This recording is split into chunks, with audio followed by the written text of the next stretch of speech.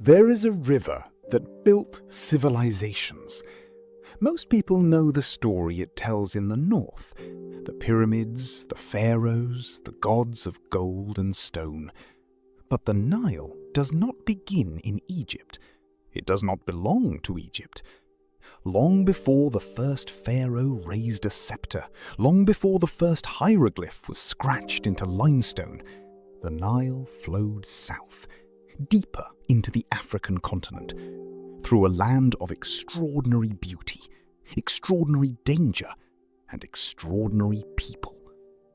That land was called Nubia. And what happened there over thousands of years in kingdoms that rose and fell like the river itself is one of the greatest untold stories in all of human history. This is not a footnote to Egypt's story.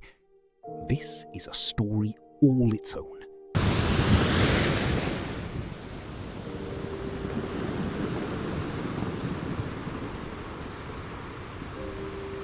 To understand Nubia, you must first understand the land.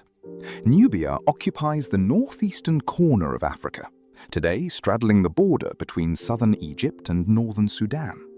Running through its heart, as it has for millions of years, is the Nile. But here, the Nile is not the lazy, life-giving artery of the Egyptian delta. Here, it is something fiercer. Between its first cataract at Aswan and its sixth, just north of modern Khartoum, the Nile tumbles through 6 sets of rapids, the cataracts, where the river collides with ancient outcroppings of hard rock, creating stretches so violent and unnavigable that no ship could pass.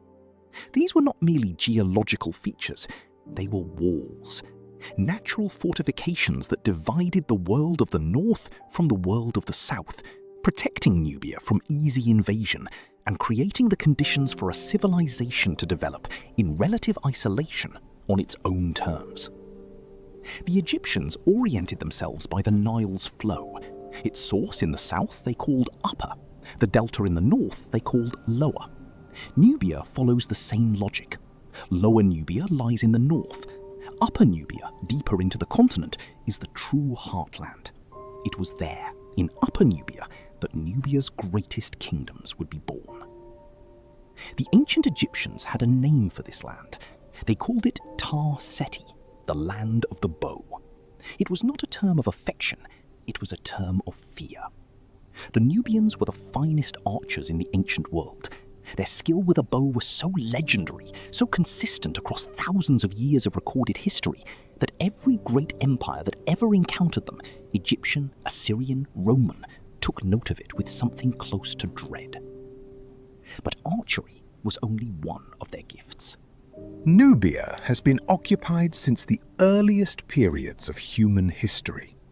By around 13,000 BCE, when much of Europe was still locked in the last ice age, when Homo sapiens elsewhere were still nomadic hunter-gatherers following herds across frozen plains, the people of Nubia had already developed complex tools, sophisticated arrowheads, and organized burial grounds.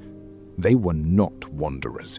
They were builders, even then, of community and continuity.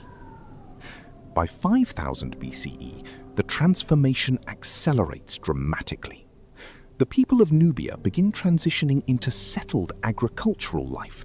Mud brick and stone replace straw shelters. Cattle, sheep, and goats are domesticated and herded along the rich floodplains. Copper is worked into tools.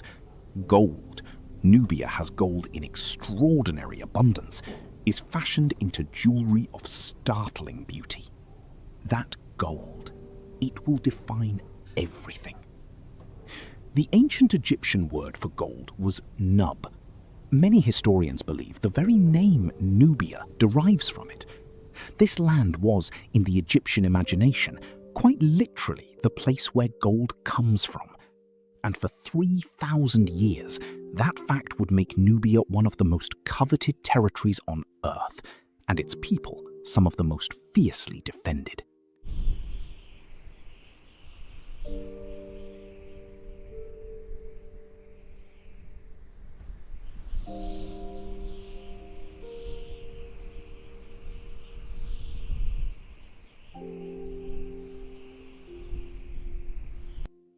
The first recorded Egyptian incursion into Nubia dates to around 3000 BCE, during the reign of the pharaoh Jur of Egypt's first dynasty. An inscription records it bluntly. Egyptian forces encountered a group of Nubians and defeated them. The relationship between the two civilizations had begun, and it had begun in blood. It would not be the last time. For centuries, Egypt and Nubia maintained an uneasy coexistence. Trade flowed, tensions simmered, raids happened on both sides. But around 2400 BCE, something fundamental changed in Nubia. A city emerged just south of the Third Cataract, a city with a future. Its name was Kerma. The location was not accidental. It was genius. Anyone travelling south along the Nile from Egypt would, upon reaching the Third Cataract, be forced to stop. The rapids were impossible. They would have to unload their ships, carry their cargo overland, and reload further south. The city that sat waiting at that natural checkpoint, the city of Kerma, became the mandatory destination, the toll booth of the ancient world. Every merchant, every diplomat, every army had to pass through it or stop before it. And Kerma was ready for them. What archaeology has uncovered at Kerma is extraordinary. This was not a village or a trade post. This was a sophisticated urban centre, a city of artists and administrators, of priests and warriors, of cattle herders and master craftspeople. The Kerma culture produced ceramics of such striking refinement, thin-walled, burnished to a black and red sheen, that they are considered among the finest pottery of the ancient world. Their burial traditions were elaborate and costly. Enormous ritual mounds called defufas, mud brick structures unlike anything else in Africa, rose above the desert floor, marking the graves of kings, buried with their cattle, their servants, their wealth, and their pride.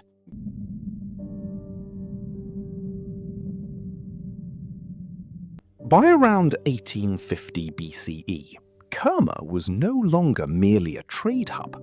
It was a power. An inscription discovered at the Egyptian site of El Kab records something that must have shocked the Egyptian court. Nubians attacked and looted the city, carrying off alabaster vases, copper daggers, statues, and valuables. Nubian raiders had struck Egyptian territory well above the Second Cataract and escaped with the loot. Egypt's response was a punitive expedition, but the damage to Egyptian prestige was already done.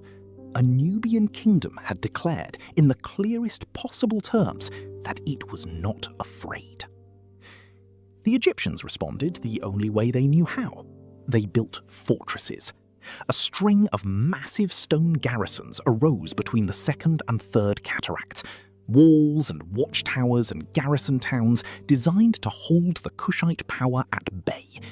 The sheer scale of this effort tells you everything about how seriously Egypt took the threat. You don't build 16 fortresses to protect yourself from an enemy you don't respect.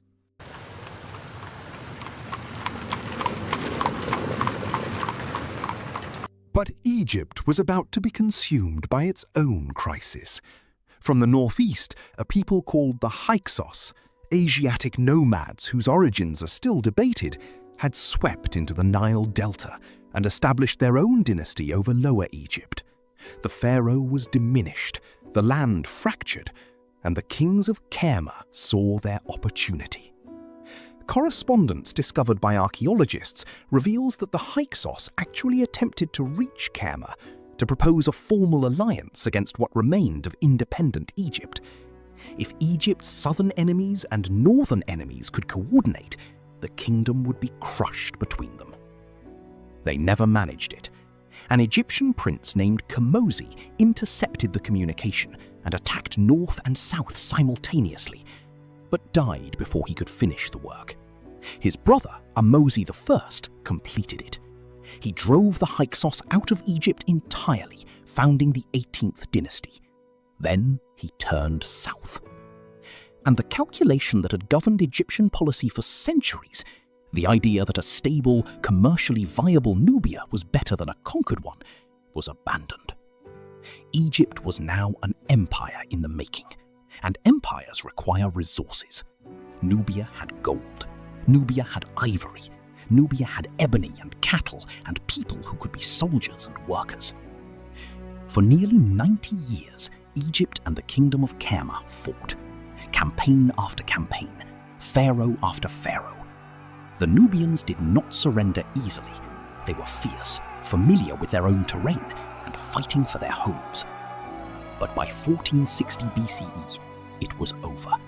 Egypt had conquered all of Nubia. Kerma fell. The first great Nubian kingdom was dead. The Egyptians thought they had ended something. They were wrong. They had only planted a seed. Because in the ruins of the world they had conquered, in the temples they built and the gods they introduced and the culture they imposed, in all of it, the Nubians were watching, and they were learning. 500 years of occupation lay ahead, and then